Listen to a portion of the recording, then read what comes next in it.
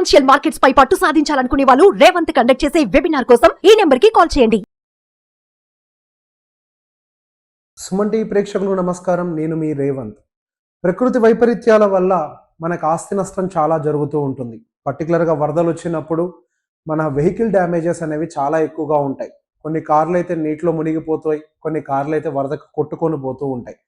So దీంట్లో కొంతవరకు మన ఆస్తి నష్టాన్ని తగ్గించుకోవడానికి కొన్ని మార్గాలు ఉంటాయి. డెఫినెట్గా అదే మనకి వెహికల్కి ఉండేటువంటి కార్ ఇన్సూరెన్స్. సో ఈ ఇన్సూరెన్స్ పాలసీస్ని యూజ్ చేసుకొని అసలు ఫస్ట్ మనం క్లెయిమ్ ప్రొసీజర్ అనేది ఎలా చేయాలి, అండ్ నెక్స్ట్ అసలు ఎలాంటి ఇన్సూరెన్స్ పాలసీ కనుక మీకు ఉండుంటే మీకు ఇప్పుడు క్లెయిమ్ ఎలిజిబిలిటీ ఉంటుంది, అండ్ నెక్స్ట్ ఇన్సూరెన్స్ తీసుకునే వాళ్ళు ఎలాంటి జాగ్రత్తలను తీసుకోవాలి, పర్టికులర్గా ఈ కార్ ఇన్సూరెన్స్ విషయంలో ఎలాంటి జాగ్రత్తలను తీసుకోవాలనే విషయం గురించి కూడా డీటెయిల్డ్గా ఎక్స్ప్లెయిన్ చేస్తాను స్టెప్ బై స్టెప్. సో డీటెయిల్గా ఈ వీడియో మొత్తం కూడా చూసే ప్రయత్నం చేయండి.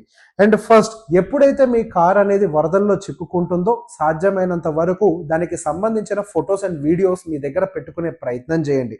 ఆ టైంలో మీకు అవకాశం ఉండకపోవచ్చు, బట్ ఏ కొద్దిగా అవకాశం ఉన్నా కానీ ఆ వీడియోస్ కానీ ఫొటోస్ కానీ మీ దగ్గర ఉంచుకునే ప్రయత్నం చేయండి.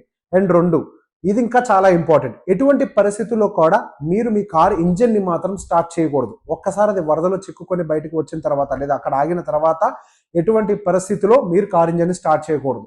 కార్ ఇంజిన్ స్టార్ట్ చేస్తే మీ ఇన్సూరెన్స్ రిజెక్ట్ అవ్వడానికి చాలా ఎక్కువ అవకాశాలు ఉంటాయి. మనం చెప్పకపోతే వాళ్ళకి ఎలా తెలుస్తుంది అని అనుకుంటారేమో. మీకు మీ ఒక్క కారు గురించే తెలుసు, కానీ వాళ్ళు కొన్ని వందల వేల కార్లను ఇన్స్పెక్షన్ చేస్తూ ఉంటారు.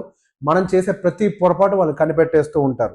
అండ్ నెక్స్ట్, ఇమీడియట్గా మీరు చేయాల్సిన మొదటి పని, మీ కార్ అనేది ఇట్లా వరదల్లో చిక్కుకున్నా కొట్టుకుపోయినా కానీ ఫస్ట్ మీరు మీ ఇన్సూరెన్స్ కంపెనీకి టోల్ ఫ్రీ నెంబర్కి ఫోన్ చేసి ఇమీడియట్గా ఇంటిమేట్ చేయండి.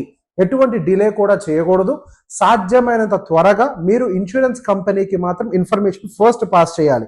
అండ్ తర్వాత ప్రతి ఒక్క విషయాన్ని క్లియర్గా చెప్పండి, నిజం చెప్పండి, డీటెయిల్డ్గా ఎక్స్ప్లెయిన్ చేయండి. ఆ వరదలో చిక్కుకున్నప్పుడు మీ కార్ పార్క్ చేసుందా లేదా మీరు డ్రైవ్ చేస్తున్నారా, పార్క్ చేసి ఉంటే ఎక్కడ పార్క్ చేస్తుంది, అక్కడ ఉన్నటువంటి ప్రతి ఒక్క సిచ్యువేషన్ ని నిజాయితీగా డీటెయిల్డ్గా ఎక్స్ప్లెయిన్ చేయండి. వాళ్ళు ఇన్వెస్టిగేషన్ చేసేటప్పుడు మనం ఏ ఒక్క అబద్ధం చెప్పినా కానీ, ఒకవేళ మనం అబద్ధం చెప్పినట్టుగా కనుక వాళ్ళు గమనిస్తే మన ఇన్సూరెన్స్ పాలసీ అనేది రిజెక్ట్ అవ్వడానికి చాలా ఎక్కువ ఛాన్సెస్ ఉంటాయి.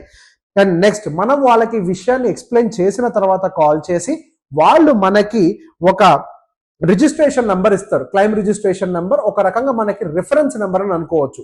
ఆ రిఫరెన్స్ నెంబర్ని మీరు చాలా జాగ్రత్తగా దాచిపెట్టుకోండి. సహజంగా డిలేస్ జరగడానికి అవకాశం ఉంటూ ఉంటుంది.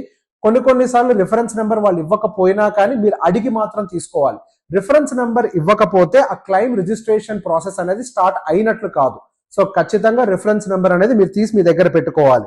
సో ఆ తర్వాత మీకు ఆ కంపెనీ నుంచి ఒక కాల్ వస్తుంది, స్పెసిఫిక్గా ఏ డేట్ ఏ టైంలో వచ్చి మీ కార్ని పికప్ చేసుకుంటారు అని.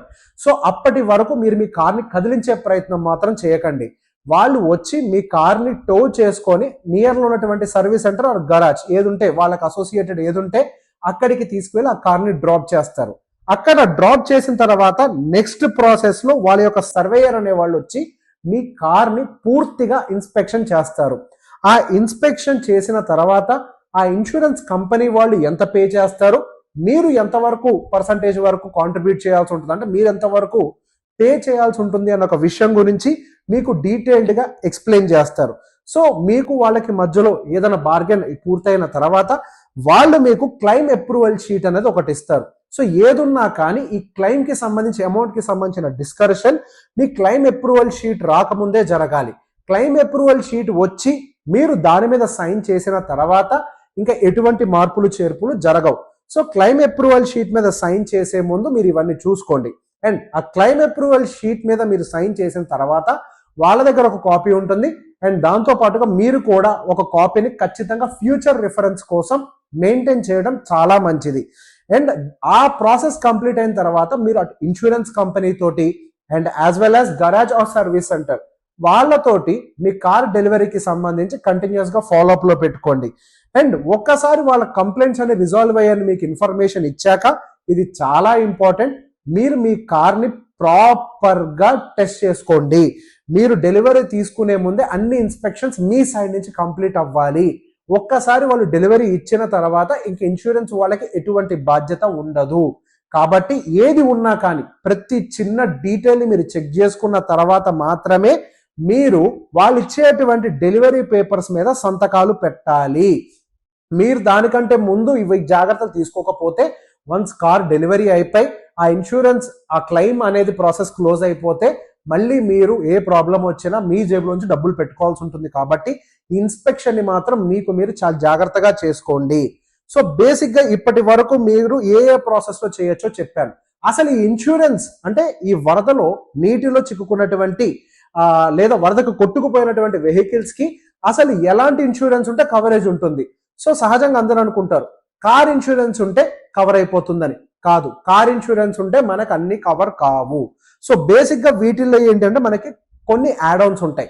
ఎవరైతే యాడ్ ఆన్స్ అని తీసుకోరో వాళ్ళకి ఫుల్ క్లెయిమ్ రావడానికి అవకాశం లేదు. సో మొదటిగా చాలా మంది కొన్ని సంవత్సరాలు కార్ వాడిన తర్వాత వాళ్ళు థర్డ్ పార్టీ ఇన్సూరెన్స్ మాత్రమే మెయింటైన్ చేస్తారు. ఈ థర్డ్ పార్టీ ఇన్సూరెన్స్ ఉన్న వాళ్ళకి ఎటువంటి ఇన్సూరెన్స్ క్లెయిమ్ అనేది రాదు. సో ఖచ్చితంగా కాంప్రహెన్సివ్ ఇన్సూరెన్స్ అనేది మాత్రం మెయింటైన్ చేయాలి. అండ్ దాని తర్వాత నిల్ డిప్ అంటారు కదండి ఇన్సూరెన్స్ లో, జీరో డిప్రిసియేషన్ అది కూడా ఉండేలాగా చూసుకోవాలి. జీరో డిప్రిసియేషన్ గనక లేకపోతే సహజంగా వరదల్లో చిక్కుకున్నప్పుడు లేదా కొట్టుకొని వెళ్ళినప్పుడు ఏదైనా ఎక్కువగా డ్యామేజెస్ జరిగినప్పుడు వాళ్ళు మీ కార్ వాల్యూని పర్సంటేజ్ వైజెస్ లో డిప్రిషియేట్ చేసి బ్యాలెన్స్ అమౌంట్ మిమ్మల్ని పే చేయమని అడుగుతారు. సో ఇక్కడతో అయిపోతుందా? జీరో డిప్రిసియేషన్ ఉంటే మనకి ఫుల్ కవర్ వస్తుందా వరదలో చిక్కుకున్న దానికి అంటే ఇంకా కాదు. మనకి అసలు మెయిన్ గా డ్యామేజ్ అయ్యేది కార్ నీళ్లలో చిక్కుకున్నప్పుడు లేదా వరదలో చిక్కుకున్నప్పుడు అటు ఇంజన్ కానీ ఎలక్ట్రికల్ సర్క్యూట్స్ కానీ గేర్ బాక్స్ కానీ ఇట్లాంటివి సహజంగా ఎక్కువగా డ్యామేజ్ జరుగుతూ ఉంటాయి. సో ఇట్లాంటివన్నీ కూడా ఒక రెగ్యులర్ కాంప్రహెన్సివ్ ఇన్సూరెన్స్ లో మాత్రం కవరేజ్ లోకి రావు. సో మీరు వీటిని కవరేజ్ లోకి తెచ్చుకోవడం కోసం ఇంకొక యాడ్ ఆన్ ని మీరు ఖచ్చితంగా చేసుకోవాలి. దాన్నే engine protector and electric circuit cover అని అంటారు. ఈ యాడ్ ఆన్స్ గనక మీ వాటిలో లేకపోతే కారుకు జరిగే అదర్ డ్యామేజ్ కి ఇస్తారు కానీ ఇంజన్ డ్యామేజ్ కి కానీ గేర్ బాక్స్ డ్యామేజ్ కి కానీ ఎటువంటి ఇన్సూరెన్స్ కవర్ అనేది ఇవ్వరు. సో సహజంగా వరదలో చిక్కుకున్నప్పుడు జరిగే డ్యామేజ్ అంతా కూడా ఇంజన్ కి ఎక్కువగా జరుగుతుంది కాబట్టి ఇటువంటి పరిణామాలు ఎప్పుడైనా జరగచ్చు. కాబట్టి మనం ఇది కూడా ఉందా లేదా చెక్ చేయాలి. ఇది లేకుండా మనకి ఇన్సూరెన్స్ కవరేజ్ రాదు. And next quick road side assistance కూడా ఉందా లేదా చెక్ చేసుకోవాలి. And quick road side assistance వల్ల కంప్లీట్ ఇన్సూరెన్స్ కవర్ కి పెద్దగా ఏమి ఎఫెక్ట్ ఉండకపోవచ్చు కానీ మీ కార్ మీ ప్లేస్ నుంచి మీ గరాజ్ కు లేకపోతే ఎక్కడికైనా టో చేయాలి అని అంటే దానికి చాలా ఖర్చుతో కూడుకున్న పని. సో ఆ ఖర్చులు కూడా కవర్ చేయటం, దానికి ఇమీడియట్ గా రెస్పాన్స్ రావటం, ఇదంతా మీకు కవరేజ్ లో ఉండాలి అని అంటే మీరు క్విక్ రోడ్ సైడ్ అసిస్టెన్సీని కూడా మీరు ఖచ్చితంగా తీసుకోవాలి. లేకపోతే మీ ప్రాసెస్ కూడా బాగా డిలే అవ్వడానికి అవకాశం ఉంటుంది. సో ఇప్పుడు నేను చెప్పిన ఐటమ్స్ ఎవరెవరైతే యాడ్ ఆన్స్ లో పెట్టుకున్నారో వాళ్ళకి మాత్రమే పూర్తి స్థాయిలో ఇన్సూరెన్స్ కవరేజ్ రావడానికి అవకాశం ఉంది. అండ్ నెక్స్ట్ ఇక మీదట కొత్తగా ఇన్సూరెన్స్ తీసుకునే వాళ్ళు మాత్రం ఖచ్చితంగా ఇప్పుడు నేను చెప్పే కొన్ని జాగ్రత్తలు మాత్రం ఫాలో అవ్వాలి. ఎటువంటి పరిస్థితుల్లో అయినా సరే మీరు రెన్యువల్ అవ్వచ్చు, కొత్త కారు కావచ్చు, ఎటువంటి కండిషన్ అయినా సరే తక్కువ రేట్లో ఉంది కదా అని చెప్పి ఆ ఇన్సూరెన్స్ వైపు చూడటం కాదు. ఆ ఇన్సూరెన్స్ లో ఏమేమి కవరేజ్ లో ఉన్నాయనేది పూర్తిగా గమనించండి. అండ్ నెక్స్ట్ ఇన్సూరెన్స్ కవరేజ్ తీసుకునేటప్పుడు మీరు ఐడివి వాల్యూని సహజంగా రెడ్యూస్ చేస్తూ ఉంటారు. ఐడివి వాల్యూని రెడ్యూస్ చేయటం వల్ల కార్కి ఏదైనా మేజర్ డ్యామేజ్ జరిగితే మీకు కవరేజ్ వాల్యూ అనేది కంప్లీట్ గా రాదు. అంటే for example me IDV value 3 లక్షలు పెట్టుకుంటే డ్యామేజ్ వాల్యూ ఒక 4 lakhs అయింది అనుకోండి, అది మీకు పూర్తిగా నష్టాన్ని చేస్తుంది. సో బేసిక్ గా సాధ్యమైనంత వరకు మీ ఐడివి వాల్యూని ఎక్కువగా పెట్టడానికి ట్రై చేయండి. అండ్ దాని తర్వాత అండ్ ఎప్పుడైనా గమనించుకోండి, మనకి ఈ కీకి సంబంధించినటువంటి ఇన్సూరెన్స్లు ఉంటాయి కదా, అవన్నీ కూడా పెద్ద యాడ్ ఆన్స్ లేకపోయినా కానీ వీటిని మాత్రం కవరేజ్ లో పెట్టుకోండి. అండ్ ఇంకొక మాట చెప్పాలనుకుంటున్నాను పర్సనల్ గా, కార్ ఇన్సూరెన్స్ పే చేయడానికి డబ్బులు లేవు అని మనం అనుకుంటే అసలు మన కార్ మెయింటైన్ చేయడానికి అర్హులమే కాదు.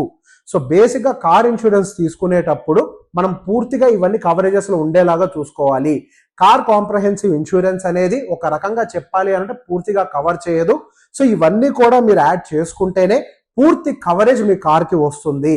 ఏది తీసుకోకుండా జస్ట్ మామూలు కాంప్రహెన్సివ్ తీసుకున్నట్లయితే మీ మీద బర్డెన్ పట్టడానికి ఎక్కువ అవకాశాలు ఉంటాయి. ఈ వీడియో కనుక మీకు నచ్చినట్లయితే ఎవరెవరి కార్స్కి అయితే బాగా డ్యామేజ్ జరిగిందో, ఎవరికైతే ఇన్సూరెన్స్ అవసరాలు ఉన్నాయో వాళ్ళందరికీ కూడా ఈ వీడియోని షేర్ చేసే ప్రయత్నం చేయండి. Thank you.